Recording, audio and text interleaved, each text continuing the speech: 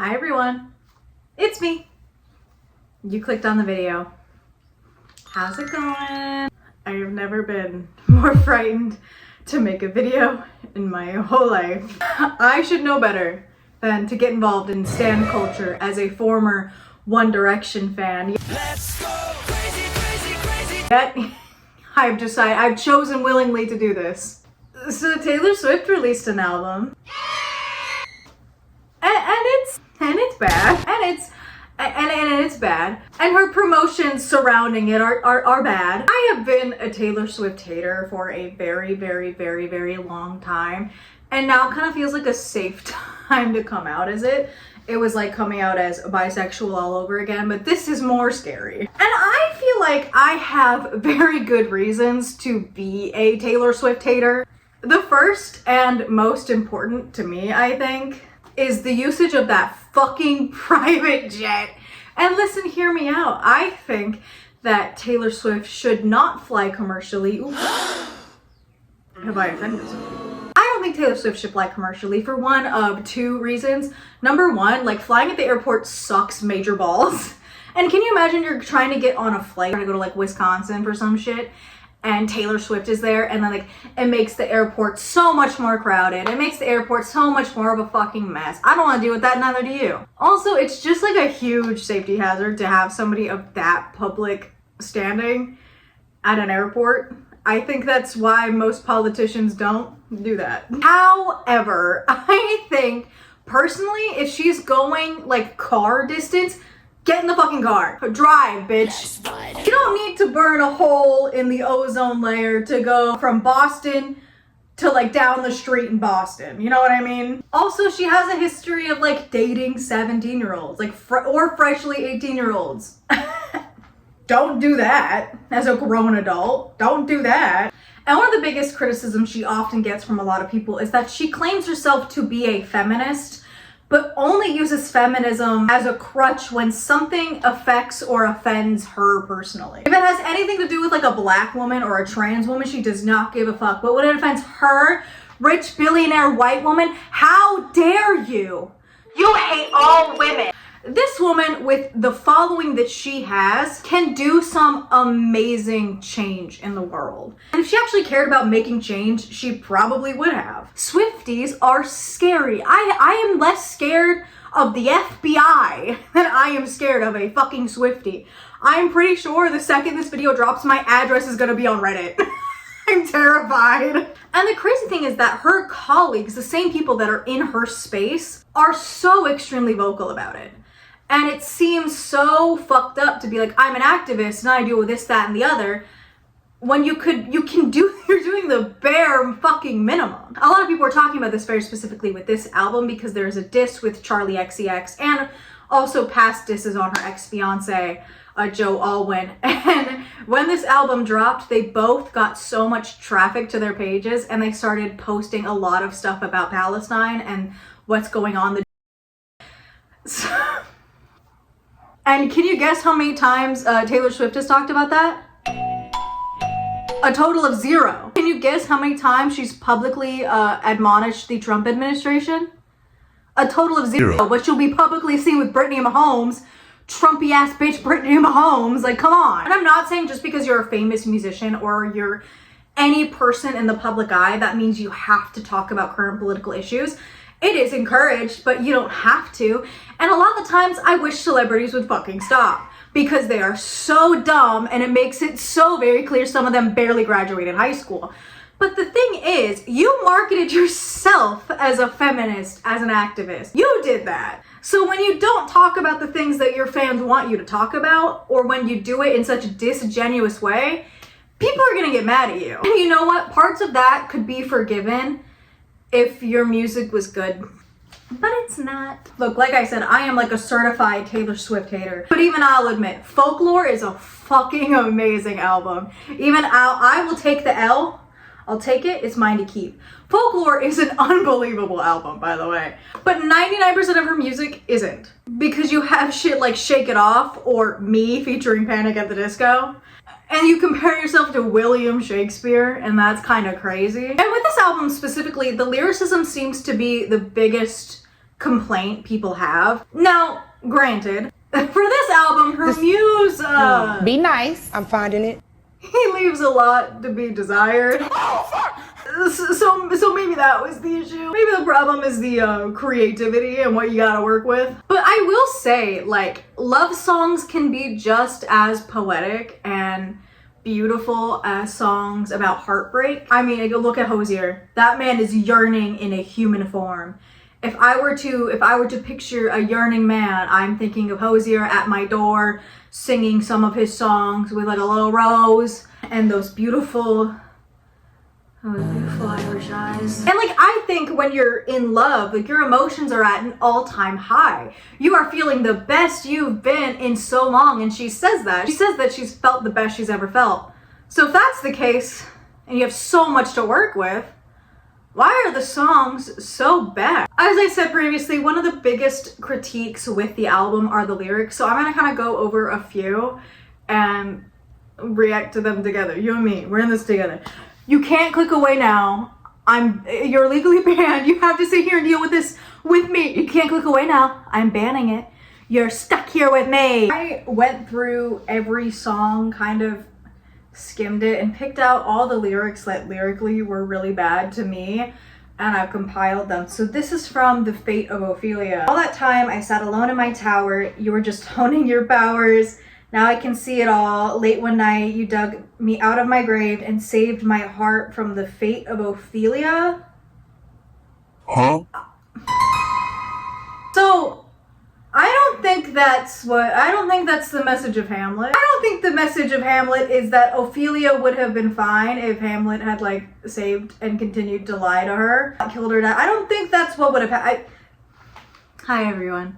My name is Hannah. I have an English degree. One of the things that is so tragic about Ophelia and Hamlet, and theater kid and English major goes on a rant about fucking Shakespeare. Of course she does. Fork down in the kitchen, bitch. This tragedy with Ophelia overall is, and I think Ophelia generally is the most tragic Shakespearean character, is because Ophelia is so doomed to have a tragic ending no matter what, because a lot of people pointed this out, that Ophelia realizes very, very quickly that even a good man cannot save her from what the patriarchy has set up. She's implying that a man can save her from the patriarchy? Also, just like, I think she's never read Hamlet. She's like, I had to explain to Travis Kelce what Hamlet was. I don't think she's read it. I don't think she's ever read it. Based on this, like, fundamental misunderstanding of the source material. The eldest daughter of a nobleman, Ophelia lived in a fantasy, but love was a cold bed full of scorpions. The venom stole her sanity. I don't think it was love that stole Ophelia's sanity. I think what killed Ophelia's sanity was Hamlet killing her father under the guise of being like a good guy. I think that's what made her crazy, actually. Jesus Christ, dog. And if you never come for me, I might have lingered in purgatory. You'd wrap around me like a chain, a crown, a vine, pulling me into a fire. This girl, like, loves her fucking similes, and none of them are ever any good. This is from Father Figure, which is sampled by the love of my life, George Michael. Not the music seems so loud. I wish that we could lose this ground.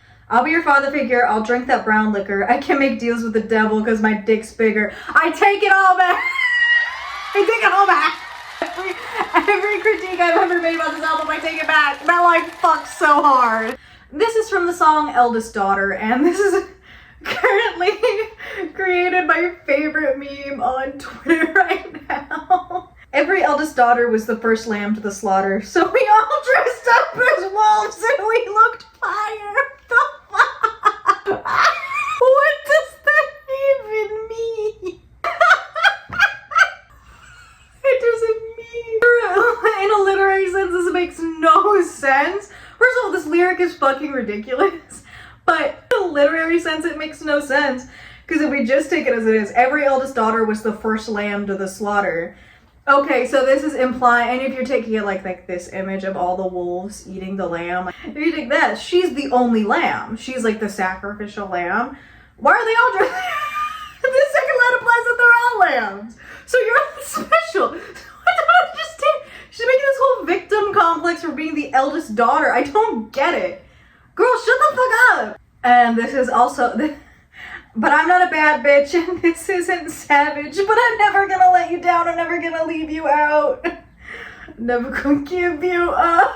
Never gonna let you down. Everybody's so punk on the internet. Everyone's unbothered till they're not. Jokes just trolling in memes. I can't do this. I can't. Oh my god.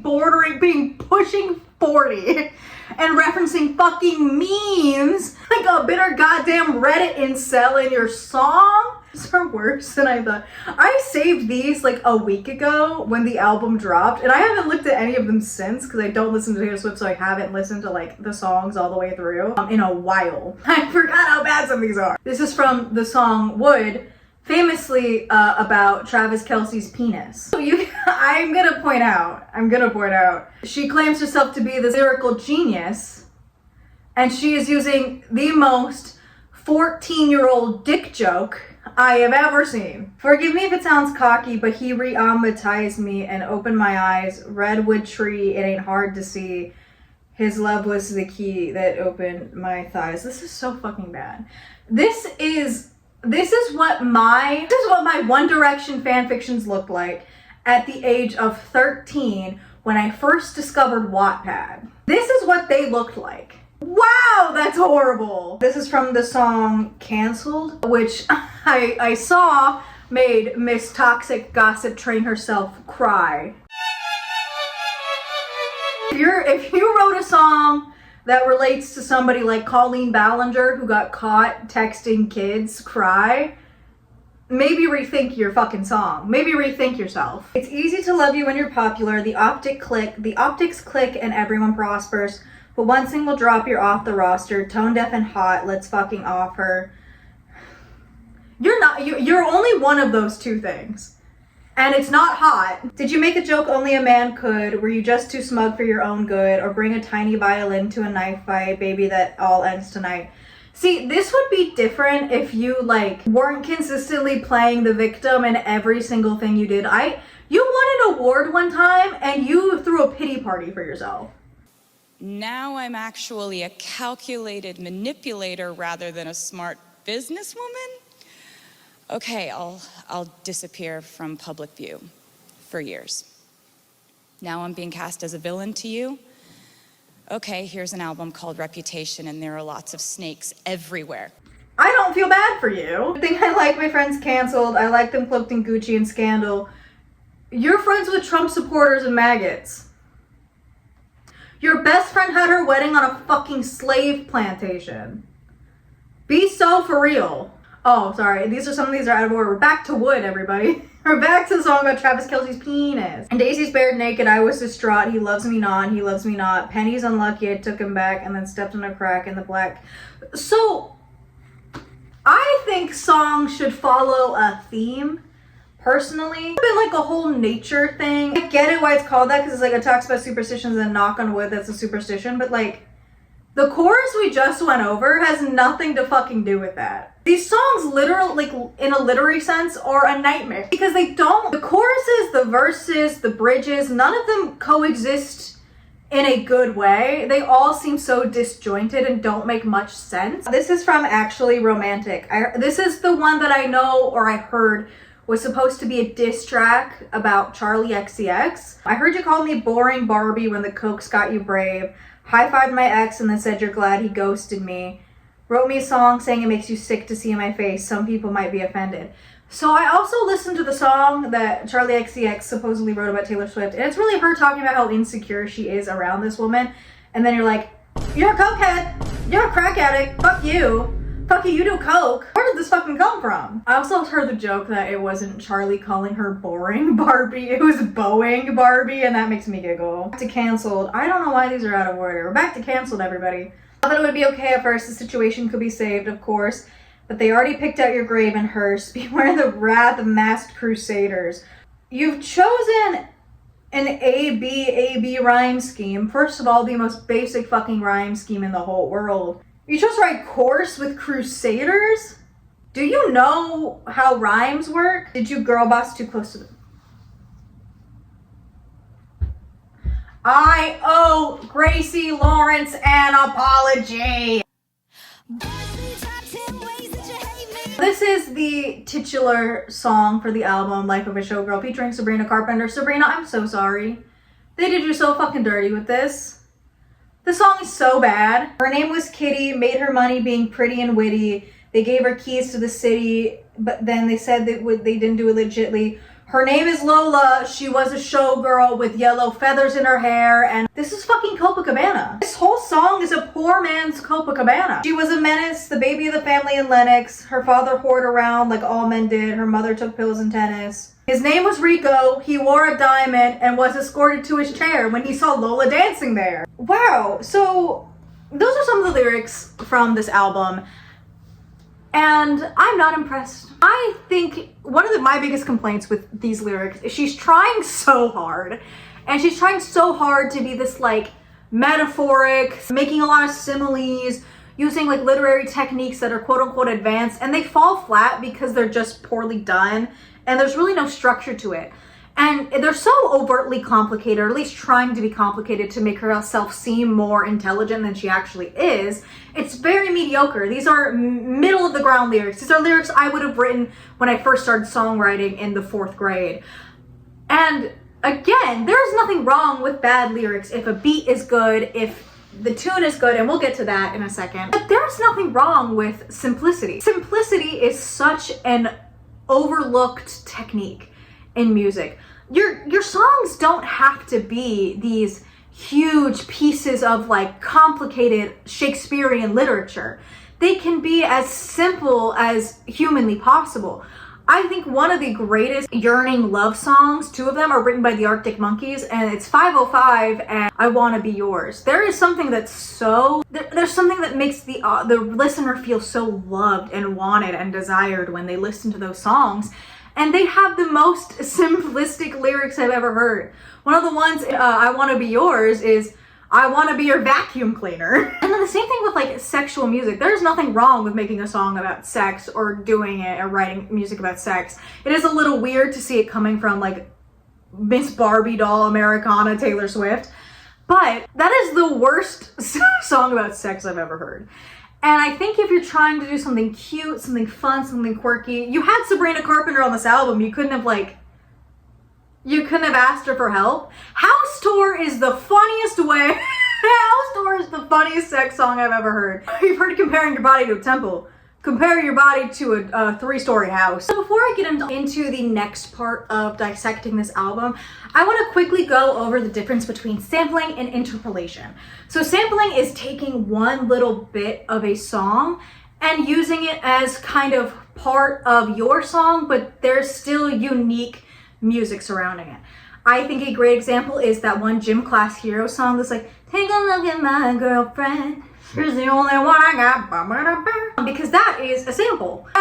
Contrary to what I thought, Patrick Stump didn't write that. He did not write that. Interpolation is taking the entire instrumental track, maybe changing the key, maybe rising it up a little bit, but you take the entire instrumental track and you put your own unique song onto it. A great example is Check by Baby No Money, Betty by Young Gravy, and Super Freaky Girl by Nicki Minaj. All of those take Lowrider, Never Gonna Give You Up, and Super Freak, respectively. They take the instrumental, and another great one, Anxiety by Doechii. They take the instrumental and create a new song on top of it. Now, for all of these require writing credits because there's a part of the song that you didn't write. And there was a lot of controversy surrounding Taylor Swift around this because not only did she and Paramore pretty much sue or threaten to sue Olivia Rodrigo for music sounding vaguely similar to hers for writing credits. We're gonna get into why this is so unbelievably hypocritical in a second. And lawsuits in music for music sounding similar isn't unknown.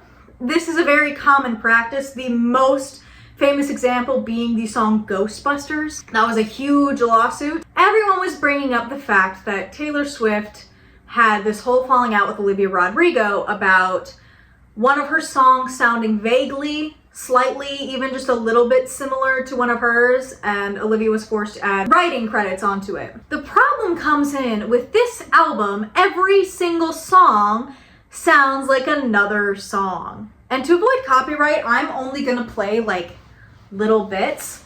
And I'm only gonna pick like a couple examples. So don't sue me. This first one I clocked right away as longtime biggest fan of Post Malone. I'm not kidding, he was my #1 on Spotify for about 4 or 5 years straight. So the first one is that Opalite sounds too similar to Circles by Post Malone. And we're gonna do this. This is how we're gonna play this game. Is it lawsuit worthy? Yes or no?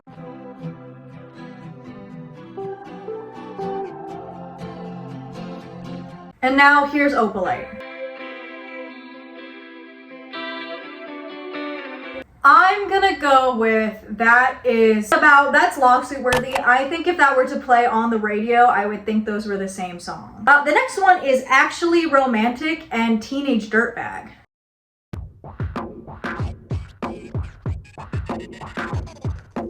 I missed One Direction.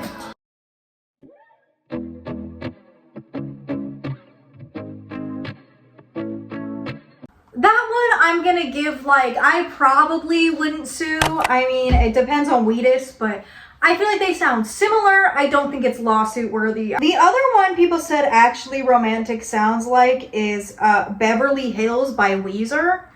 I haven't played that back to back, so we're gonna do that right now. So Beverly Hills, that's where I wanna be.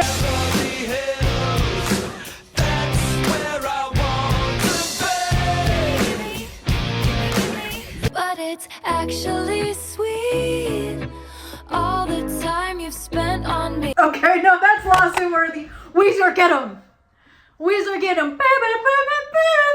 The next one is I Want You Back by the Jackson 5, which that's, if you interpolated the Jackson 5, didn't think people would notice, and then like tried to get away with it, I think you're kind of crazy. I think you might be actually insane to try that.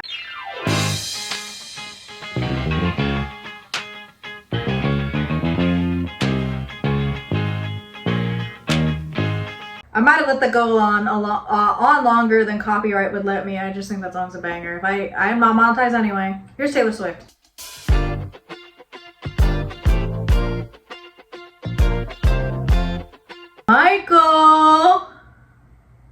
Michael, revive yourself, Michael. You have a lawsuit. You have a lawsuit to put on, Michael. And then the last one people said was the titular song of the album was similar to Cool by the Jonas Brothers. And that was the one I've kind of seen everywhere. So let's look at that really quickly. That's actually crazy. If you search it up on YouTube, it's kind of like the first thing that shows up.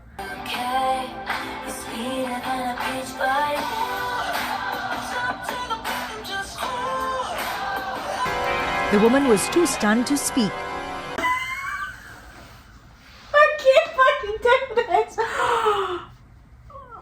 White girl did it again. My thing is, it's like, you have been doing this long enough, and I get it. You've been doing this long enough. You've released so many albums. I can't fucking believe that she would try to pull this shit. Crazy. The last thing in regards to the album, well, one of the last things I want to talk about in regards to the album itself is the promotional material released in other countries. So I want to preface this by saying that Taylor Swift is somebody who worked unbelievably hard to get her material back to her. And I will never fault her for that, and I will never not celebrate her achievement in getting her own music back to her. Because artistry is so unbelievably important, and owning your own artwork is, that should be a given. So I'll never fault her for doing what she had to do to get her music back. What I will fault her for is being a billionaire using AI to make promotional material.